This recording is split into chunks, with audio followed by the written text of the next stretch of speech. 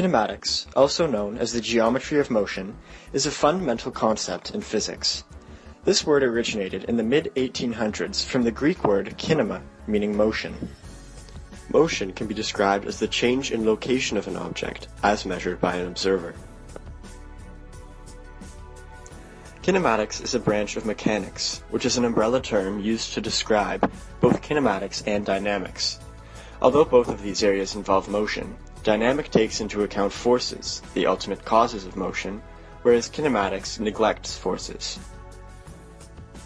The concept of kinematics was first explored by the Greek philosopher Aristotle, who attempted to explain the motion of everything in the universe.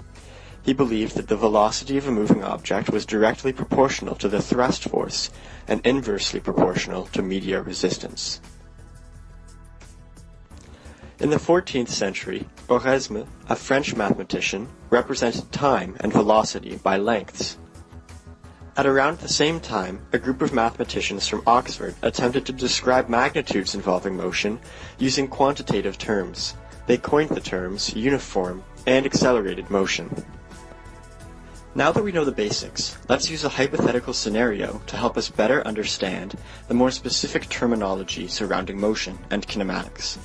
Imagine that a student is on his way to school. He is 100 meters west of the school when he begins to walk at his house. Position, denoted as d, is the straight line distance and direction of a particular object, in this case the student, from a reference point, in this case the school.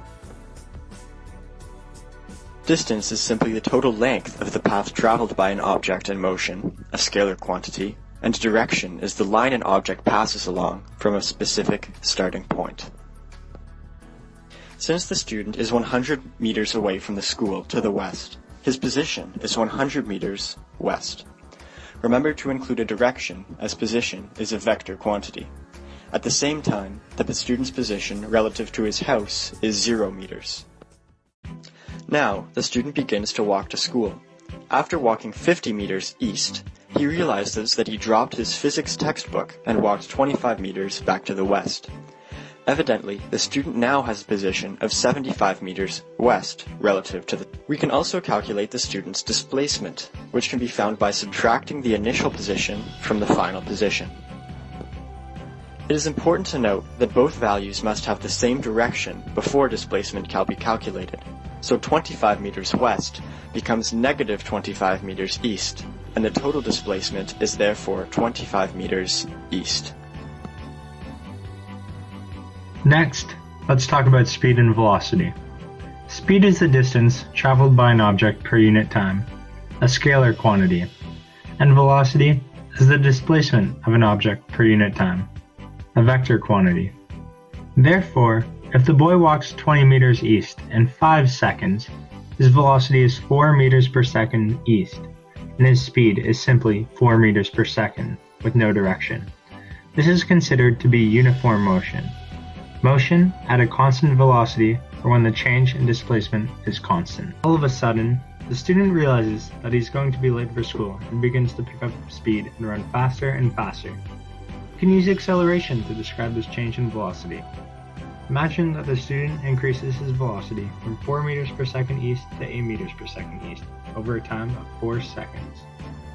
Since acceleration is defined as change in velocity per unit time, his acceleration is 1 meter per second squared. In other words, velocity is increasing by 1 meters per second. It goes without saying that the application of kinematics are boundless. Kinematics can be applied to astrophysics to understand the movement of satellites and planetary bodies, as well as simply that of a projectile, such as a ball, moving through the air. The concept of speed and velocity is used for law of enforcement roads. Speed radar guns ensure that cars do not travel too fast.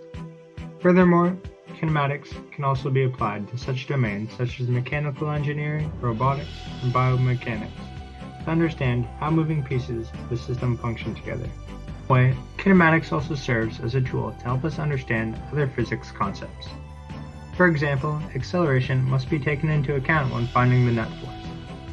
It is important to have a strong fundamental understanding of kinematics and its related terminology. to be as prepared for future studies in physics.